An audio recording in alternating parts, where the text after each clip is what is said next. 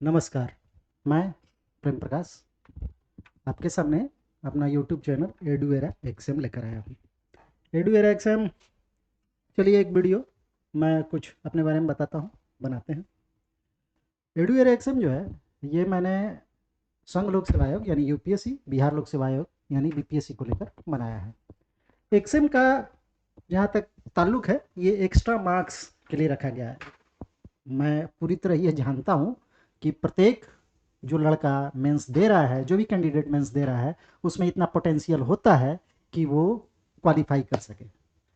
चीज़ें थोड़ी सी सेव करने की ज़रूरत होती हैं, इसलिए हमने अपना जो लोगो है, उस लोगो के नीचे जो स्लोगन लिखा है वो सेपिंग फ्यूचर्स के नाम से लिखा है। बात यह है कि मैं हिस्ट्री को लेकर आया हूँ आपके सामने, जीएस भी मैं लाऊंगा कुछ सेक्शंस, चूँकि यूपीएससी और बीपीएससी का इतना दायरा इतना बड़ा है, वैसे भी ज्ञान की कोई सीमा होती नहीं है, तो दायरा इतना बड़ा है कि कोई एक व्यक्ति प्रत्येक सब्जेक्ट पढ़ा सके, ऐसा पॉसिबल नहीं है। तो मैं कुछ ही चीज़ें आपके सामने लेकर आऊँगा, उनमें से एक हिस्ट्री है, और जैसे जैसे हमारा आपका जुड़ाव होते चला जाएगा, वैसे वैसे हम आगे बढ़ते चले जाएंगे। बात यह है कि मैंने जब तैयारी शुरू की थी, तो मैंने ये महसूस किया था कि कोई भी कैंडिडेट यूपीएससी का इंटरव्यू दे सकता है, प्री, मेंस और इंटरव्यू।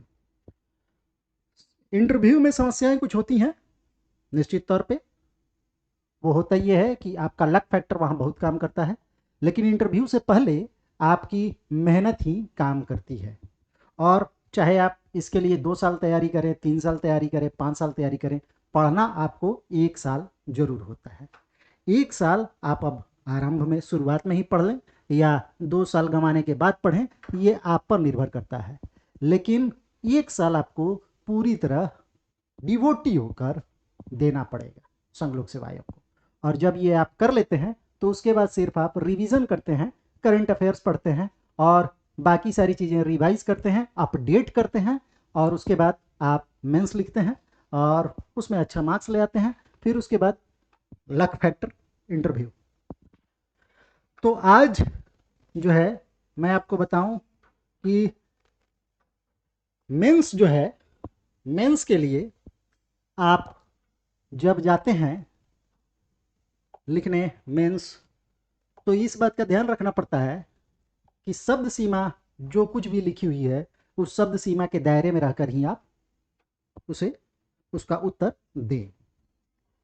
अब शब्द सीमा यानी वर्ड लिमिट की बात की जाए, तो वर्ड लिमिट जो है, वर्ड लिमिट वर्ड लिमिट की बात की जाए तो वर्ड लिमिट अगर यूपीएससी और बीपीएससी इन दोनों को देखा जाए, तो हमें 3 तरह की वर्ड लिमिट मिलती है। 3 तरह की वर्ड लिमिट कैसे? एक 150 शब्दों में, 250 शब्दों में और 300 शब्दों में। इन दोनों को अगर देखा जाए तो 3 वर्ड लिमिट हमें मिलते हैं, 150 शब्द, 250 और 300।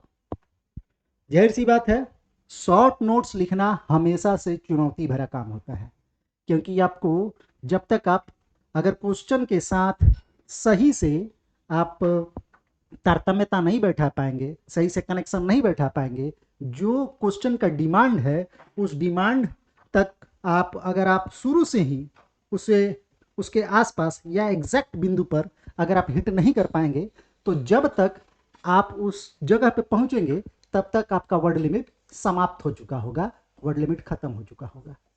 इसलिए शॉर्ट नोट्स लिखना हमेशा चुनौती भरा काम होता है।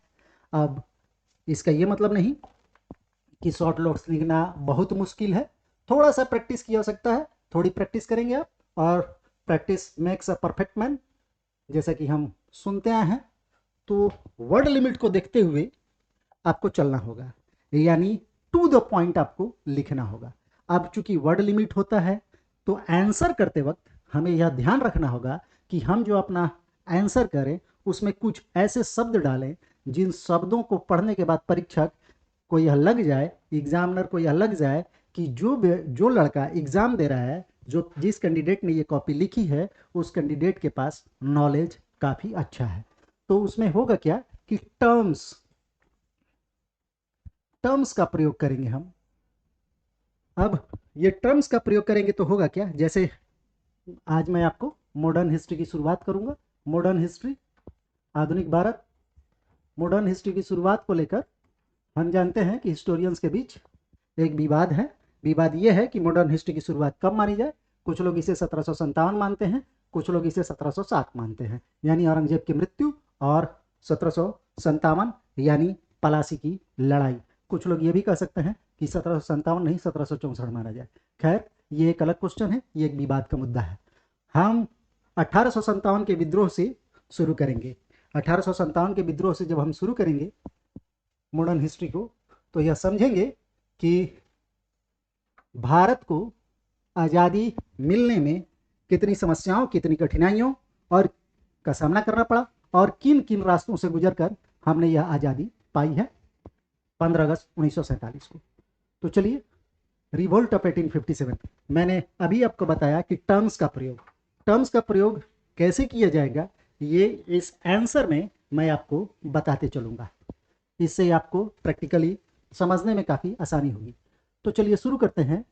रिवोल्ट ऑफ 1857, 1857 का विद्रोह।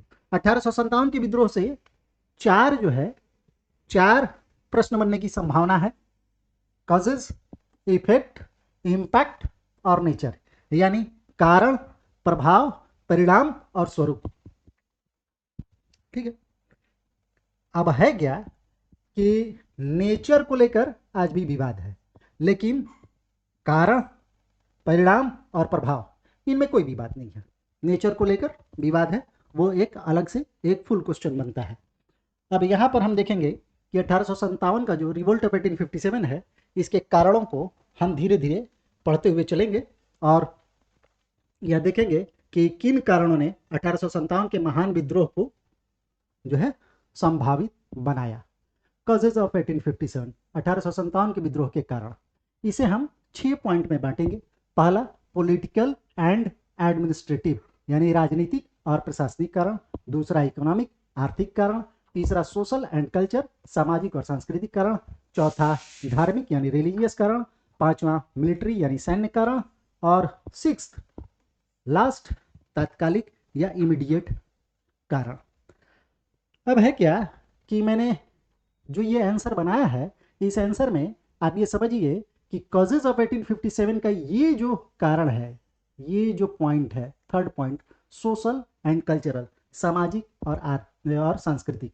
सामाजिक और सांस्कृतिक जो है वो आपसे सीधे सीधे ऐसे भी पूछा सकता है कि what are the causes, social and cultural causes of 1857, 1857 के विद्रोह के सामाजिक और सांस्कृतिक कारण क्या थे। तो इसे मैंने डिस्क्राइब ज़्यादा किया है।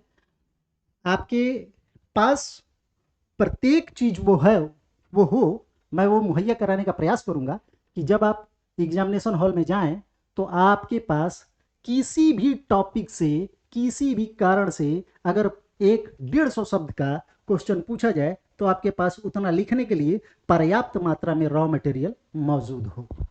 तो चलिए हम धीरे धीरे एक एक करके पढ़ेंगे। पहला कारण हम पढ़ते हैं, पॉलिटिकल एंड एडमिनिस्ट्रेटिव, राजनीतिक और प्रशासनिक कारण। राजनीतिक और प्रशासनिक कारण को समझने का प्रयास कीजिए। मैंने आपको इस क्लास के शुरुआत में ही बताया टर्म्स का प्रयोग। टर्म्स का जब आप प्रयोग करेंगे तो आपको नंबर मिलने की संभावना ज़्यादा होगी, क्योंकि आप बहुत कम शब्दों में बहुत संश्लिष्ट आंसर लिख सकते हैं। तो चलिए, राजनीतिक और प्रशासनिक कारण का ये पहला पॉइंट हो जाएगा, एब्सेंट सॉवरेंटी। एब्सेंट सॉवरेंटी को हिंदी में कहते हैं अनुपस्थित प्रभुसत्ता। अनुपस्थित प्रभुसत्ता। अब ये अनुपस्थित प्रभुसत्ता को समझ लीजिए, ये क्या है। इसे आप सीधे सीधे एब्सेंट सॉवरेंटी, इस वर्ड का आप अपने आंसर में प्रयोग कीजिएगा। और हिंदी वाले अनुपस्थित प्रभुसत्ता का प्रयोग करेंगे। एब्सेंट सॉवरेंटी क्या थी, इसे समझते हैं। दरअसल भारत में कंपनी व्यापारी के तौर पर आई और उसने भारत पर कब्जा कर लिया। लेकिन क्या भारत में कंपनी पहली विदेशी थी जिसने कि भारत पर आक्रमण किया या भारत पर कब्जा किया? इसका उत्तर है नहीं। कंपनी पहला ऐसा विदेशी नहीं था जिसने कि भारत पर आक्रमण किया या भारत पर कब्जा किया। कब प्राचीन भारत के इतिहास से अगर हम देखें, एंशियंट इंडिया से, तो हम ये पाएंगे कि भारत पर आक्रमण के का एक लंबा इतिहास रहा है। बहुत सारे आक्रमणकारी भारत में आए और यहाँ पर उन्होंने शासन किया।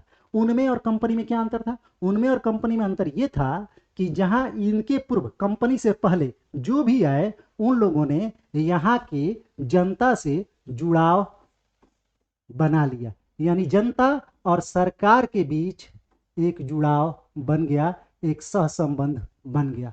लेकिन कंपनी जो थी वो कंपनी की सरकार और जनता के बीच एक कनेक्शन नहीं बना।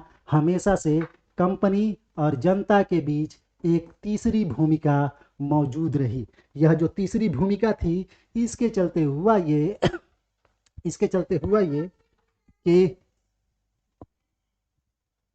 इसके चलते हुआ ये कि कंपनी से जनता का जुड़ाव नहीं हो पाया, और कंपनी से जनता का जुड़ाव नहीं होने के चलते कंपनी के प्रति लोगों की आस्था नहीं बन पाई। और जब कंपनी के प्रति लोगों की आस्था नहीं बन पाई तो जो आधार था शासक का, शासन करने के अधिकार का जो आधार था, वो आधार ही कमजोर रह गया। जबकि इसके पहले मुगल, उसके पहले सल्तनत काल में तुर्क को देखते हैं, उसके पहले बहुत सारे प्राचीन भारत में आक्रमणकारी हैं, उन सब लोगों के शासन का अधिकार जो था वह बहुत मजबूत बना और लोगों की आस्था का वो केंद्र बना। इसके चलते उसकी जड़ें काफ़ी मजबूत हो गई, लेकिन कंपनी की जड़ें मजबूत नहीं थी। तो पहला पॉइंट यही रहेगा, एब्सेंट सॉवरेनिटी यानी अनुपस्थित प्रभुसत्ता। अनुपस्थित प्रभुसत्ता में सरकार और जनता के बीच आपको यही लिखना है कि सरकार और जनता के बीच वह सहसंबंध नहीं बन पाया, वह जुड़ाव नहीं बन पाया, जिसके चलते कंपनी के शासन की जड़ें मजबूत हो सके। दूसरा पॉइंट इसमें आएगा घोषणाएं, अनाउंसमेंट्स। घोषणाएं कितने तरह की? तो दो तरह की घोषणाओं का हम यहाँ जिक्र करेंगे। एक घोषणा की थी डलहौजी ने और एक घोषणा की थी कैनिंग ने। डलहौजी और कैनिंग, जैसा कि आप जानते हैं कि डलहौजी और कैनिंग 1857 के विद्रोह के तुरंत पहले ये लोग यहाँ पर वायसराय के रूप में कार्य कर रहे थे। तो डलहौजी और कैनिंग गवर्नर जनरल के रूप में थे बेसिकली। तो डलहौजी और कैनिंग की बात की जाए तो डलहौजी साहब जो थे, उन्होंने यह घोषणा की 1849 में, मैं अगर गलत नहीं हूँ तो 1849 में इन्होंने यह घोषणा की कि बहादुर शाह का जो उत्तराधिकारी था फकीरुद्दीन को लाल किला यानी रेड फोर्ट छोड़ना होगा। यानी बहादुर शाह के बाद मुगल वंश का कोई व्यक्ति लाल किला में नहीं रहेगा। पहली घोषणा थी। दूसरी घोषणा कैनिंग साहब ने की। कैनिंग साहब ने यह कहा कि मुगलों से सम्राट की पदवी छीन ली जाएगी, अब वे मात्र राजा कहे जाएंगे। सम्राट की पदवी समाप्त हो जाएगी, राजा कहे जाएंगे। इससे क्या हुआ? अब इस अनाउंसमेंट को इस एब्सेंट सॉवरेनिटी से जोड़कर हम समझेंगे। यह घोषणा कर दी गई कि फकीरुद्दीन को रेड फोर्ट छोड़ना पड़ेगा, लाल किला छोड़ना पड़ेगा, यानी लाल किले से मुगलिया सल्तनत के वंशजों को निकाल दिया गया। दूसरा घोषणा यह कहा गया कि सम्राट की पदवी नहीं रहेगी, अब आप राजा कहे जाएंगे। इन दो घोषणाओं से जनता में आक्रोश फैला। कैसे आक्रोश फैला? उस समय के हिंदू हो या मुसलमान हो, इन सब की आस्था अभी भी मुगल वंश में मौजूद थी, क्योंकि मुगल वंश जो था अभी भी उसके शासन की जड़ें इतनी गहरी थी कि भारत के सांस्कृतिक रूप से शासितों के द्वारा उनको अपना लिया गया था। अब जो यह अपनाव था, ये अपनापन था, इनसे जब लाल किला छोड़ने की बात की गई, जब उनसे सम्राट की पदवी छीनकर उन्हें मात्र राजा कहने की बात की गई, तो हुआ ये कि हिंदू और मुस्लिम जनता की आस्था डगमगाई, और आस्था पर जब चोट हुआ तो ये अंग्रेजों के खिलाफ खड़े हो गए। इनमें एक असंतोष की भावना पनपी। राजनीतिक और प्रशासनिकरण का तीसरा पॉइंट हमारा होगा पॉलिसीज। पॉलिसीज में क्या है? पॉलिसीज में हमें एक पॉलिसी का ही यहां पर हम जिक्र करेंगे, व्यक्तिगत का सिद्धांत। व्यक्तिगत का सिद्धांत यानी हड़प नीति, यानी doctrine of lapse. Doctrine of lapse से हम समझेंगे कि डॉक्ट्राइन ऑफ लैप्स डलहौजी ने चलाया था। हम समझेंगे कि इसने राजनीतिक और प्रशासनिक रूप से कैसे 1857 के विद्रोह में अपनी भूमिका निभाई। दरअसल यहाँ पर ये जो लिखा हुआ है सतारा 1848, जैतपुर और संबलपुर 1849, बघाट 50, उदयपुर 52, झांसी 53, नागपुर 54, करौली 55, अवध 56, इन सब को किसी न किसी आधार पे इन सब को किसी न किसी आधार पे जो है वह कब्जा कर लिया गया। यानी डॉक्ट्रिन ऑफ लैप्स के तहत इनमें सबसे बड़ा कब्जा था अवध का। अवध को कुशासन यानी मिसमैनेजमेंट के आधार पर अवध को हड़प लिया गया। कंपनी के शासन में अवध को मिला लिया गया। इसका प्रभाव क्या पड़ा इसे समझिएगा। ब्रिटिश सेना में 60% के लगभग ब्रिटिश सेना में जो लोग थे उनमें 60% के लगभग अवध क्षेत्र से आते थे।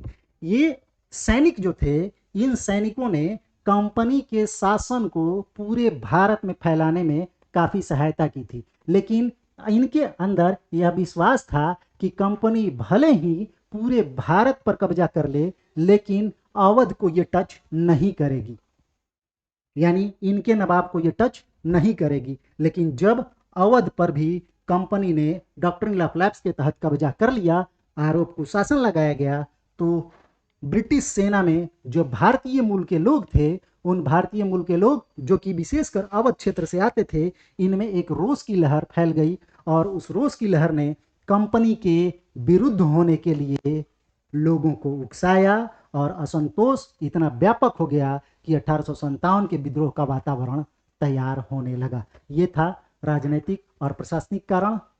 आज के लिए इतना ही।